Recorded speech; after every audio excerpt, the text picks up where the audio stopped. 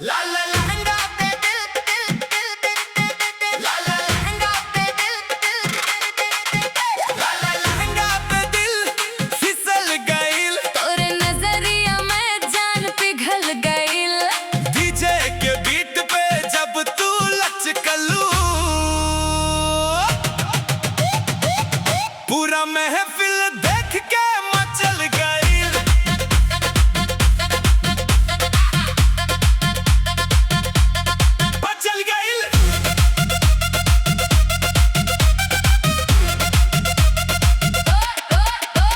दुनियन रूप तोहार चमके जैसे चांद हो जाई देखी के सूरत तोहार थमल जाला सांस हो कमरिया डोले जैसे लहरिया मारे हो तोरे अदा पे तो दुनिया जानवरे हो।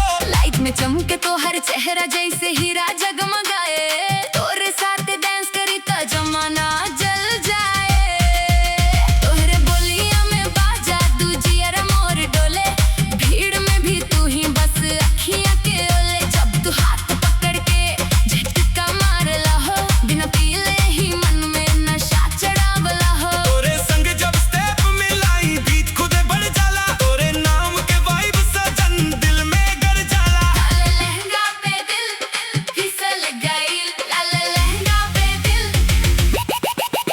लाला लहंगा पे दिल फिसल गइल तोरे नजरिया में जान पिघल गइल।